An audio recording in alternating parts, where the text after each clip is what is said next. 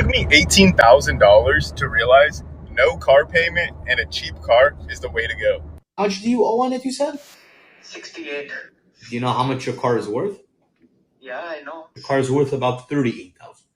Someone came to the dealership yesterday and literally just dropped off their car. She walked up to my manager's front desk and told him straight up, there's no way I can afford this anymore. Some people will never learn financing cars that they can't afford, making decisions that they're later going to regret, and choosing to not understand how equity works in these cars and depreciation. And that's what we always deal with in this channel. And if it's your first time, my name is MJ. In this channel, we discuss financial literacy, avoiding debt, and how to make better financial decisions through the lens of other people's experiences so you can make better decisions and live a better financial, happy life. Make sure to like, comment, and subscribe. We're going to get straight into it. How much do you owe on it, you said? 68. Do you know how much your car is worth? Yeah, I know. The car is worth about $38,000. I know that. And you have about $30,000. Did he just say, I know that? Ha ha ha. Ha ha ha. That would make me sick to my stomach if I ever heard that. Let's keep going though. $1 in negative equity. I don't know what you want me to do here, brother. We can't really put you into anything else unless you have $20,000 or $15,000 down. Yes. Okay, so we give you actual price. Yeah. What do you want? What kind of car? Do you have any Range Rover, like 2022, 2023? Any, like, sport? Nothing. I just sold the Nothing. 2021. If I come and we can make a deal, can you find one for me? I could try. It's going to take some time. But if you want, I'll put you on my list. Let me see what I can do in terms of finding you a car. And that's what I mean, right? When he was told you're $38,000 in negative equity, he said, I know that. Ha ha. Most people are not broke because they don't earn enough. Most people are broke because they don't seem to understand the game they're playing. They're playing checkers while the banks and the lenders are playing chess. Like they're playing into their own psychology. You know what I mean? And it's not just an income problem. It's a thinking problem. They're not thinking. Why would anybody in their right state of mind be $38,000 negative equity in an Audi and then to go to another car, which he wants is a Range Rover, which is by far the most depreciating car brand, known to have maintenance problems, is at the service all day. It's just like the middle class has mastered, right, this devastating art of looking rich instead of being rich. Like they don't understand how to calculate. And this is not passing off judgment. This is literally what we deal with in this channel. It's to go from a bad decision to an even worse decision. It's to be in this situation, then we dig ourselves a deeper hole, we jump in it. Nice cars that are financed at rates that they don't understand, vacations that is funded by credit cards, right? Student loans that are at the highest. And then we worry about, right, the economy. Why is eggs this expensive? Why is rent this expensive? Not understanding that it's them that is really digging themselves this crippling life of generational debt and in this sorrow situation of always being overworked and overburnt, and then understanding why a lot of people come on TikTok and say that, why am I 50 and I have nothing to show for it? Decisions like this is the reason why you're not showing for it. And I want everybody to make it out. You know what I'm saying?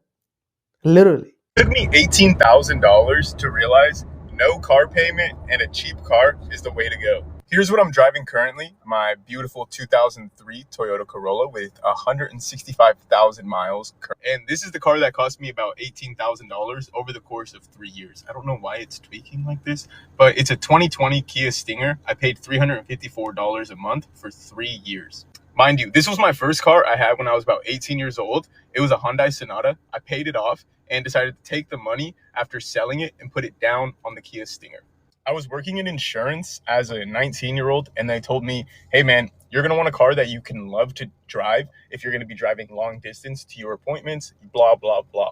Basically, they kind of sold me on the concept of wanting a cool car to pull up to my clients' houses with. And that was the last thing I needed as a 19-year-old, to have an excuse to get a fancy car because I was making a little bit more money than people who were my age. So here's what I learned after having the car for 3 years and now getting back into a Corolla at 24.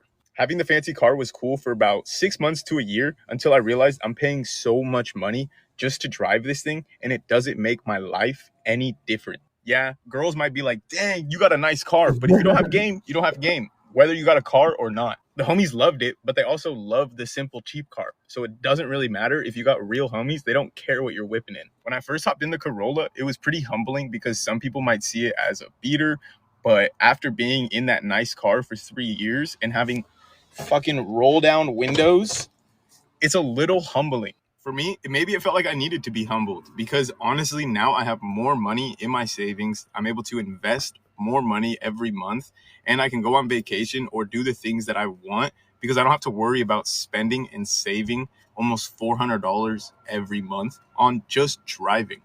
I don't see myself needing or wanting a car payment for anything in the near future. So for now, I'll probably just keep buying cars, putting some money into it, and enjoying the fact that I don't have a monthly payment every month.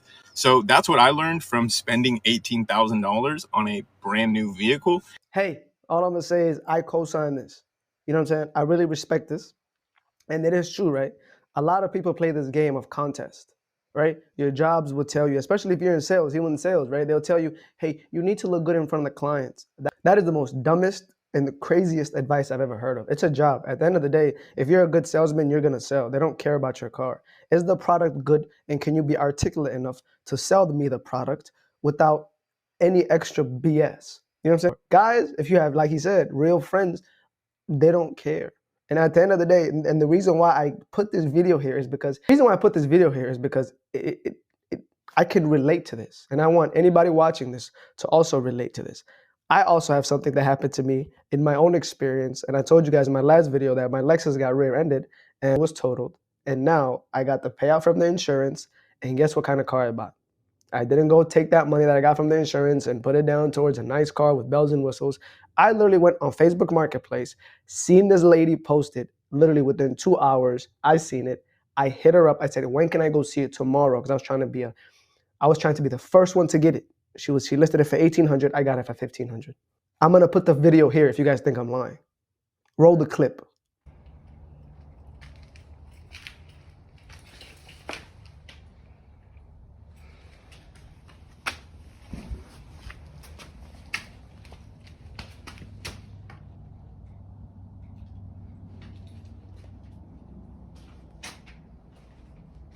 And I like to be the example of what I advocate for. I like to be the example of what I, push for and market for at the end of the day. I created this channel so you can stay out of debt, and these cars are a car trap. Listen, that car needs a lot of things. It needs control arms, it needs the axle replaced, it needs ball joints, it needs wheel alignment, it needs the rear bumper taken out, it needs good detailing, right? It needs a fresh paint, right? All these things, though, at the end of the day, is way, way cheaper than me financing a car for $500 a month plus the insurance at $200 a month. That's $700 a month. No, I love when you go out and buy cars, but please make sure you can actually afford them. Someone came to the dealership yesterday and literally just dropped off their car. She walked up to my manager's front desk and told him straight up, there's no way I can afford this anymore. She said that she's had the car for 2 years and that she's tired of trying to keep up with the payment every single month. She even went and said that life was more simple when she was taking public transportation. Now, maybe her finances just changed and it's hard to afford the car. Maybe she just bit off more than she could chew. But nevertheless, I don't want to see you guys in that same situation because you guys already know that's going to turn into a repo. Now, to be honest with you, she probably could have got away with having the car for a few extra months before they actually came and got her car. But I'm sure that once she dropped the car off, she probably called her finance company and just... These cars are a trap. These cars.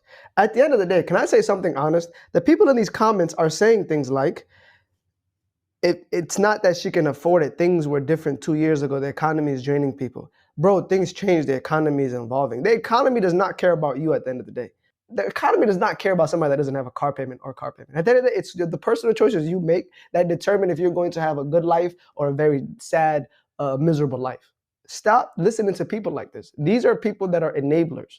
If Warren Buffett still has that house that he bought in Omaha, Nebraska in the 1950s, and he still has that one house and did not raise his lifestyle and still has that Cadillac that he bought during that same time, I do not understand why the regular person that is not a billionaire, right, is making decisions that they later are going to regret, like this lady right here. Car payments, credit card debt, houses, Anything with a loan behind it only favors the bank. It does not favor you. You have to put in more work, more time. You're going to be overworked. You're going to be burnt out. You're going to sacrifice a lot of your youth, a lot of your energetic years for a piece of metal or some plywood. I don't understand. And this is the reason why it's important, right? I bought that car because I know that car is going to run me until the ground for the next 5, 6, 7 years. And I'm going to take good care of it. You're never, ever in your life going to get ahead if you listen to people's comments. If you're going to listen to, even your job, like the guy did, right? Where they told him to get a Kia Stinger for $18,000 and he hated that 3 years that he paid it that much for. This girl had it for 2 years and she regretted it. There's something about debt that truly hurts. And it's these golden handcuffs that doesn't make you do anything. You can't invest in yourself. You cannot start a YouTube channel. You cannot start that business you want. You cannot take that vacation you've always wanted. All because, we live in a society that is competing to try to shit on each other. And that's that. You know what I'm saying? Hope you guys enjoy the video. Make sure to like, comment, and subscribe. I really do appreciate you guys. We just hit 3,000, right? If you subscribe to this channel and you believed in me, I got the utmost love for you. If you still haven't and you're part of the 91% that hasn't subscribed, I probably just need to give you more time for you to be a believer. And that's okay, because the consistency and the focus and the grind will not stop, right? Comment down below your thoughts and opinions. I love you guys.